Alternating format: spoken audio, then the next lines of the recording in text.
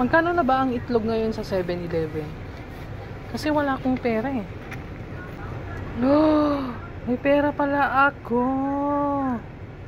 Yung feeling na may pera ka pero ayaw mong gastusin. Mas gusto mo na lang i-save. Pero bibili ako, magkano ba ito? 15? Baka 15 lang to. Sakto yung pera ko ay. Oh, ayan oh. May 20 NT ako. Ayo, tama na to. Kasi nung araw 10 lang to eh. Ewan ko ngayon magkano na. Nakabili ako ng egg.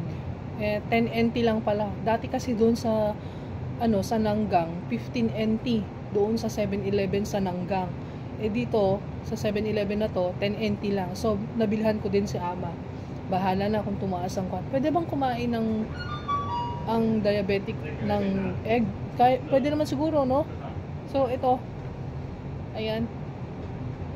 Buti na lang may coins ako kasi talagang ayoko nang gastusin yung pera ko. Pag ginastos mo kasi yung 1,000 dito, tuloy-tuloy na yan, mauubos na agad.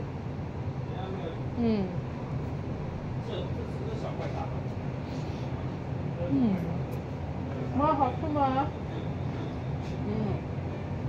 Masarap daw sabi ni ama.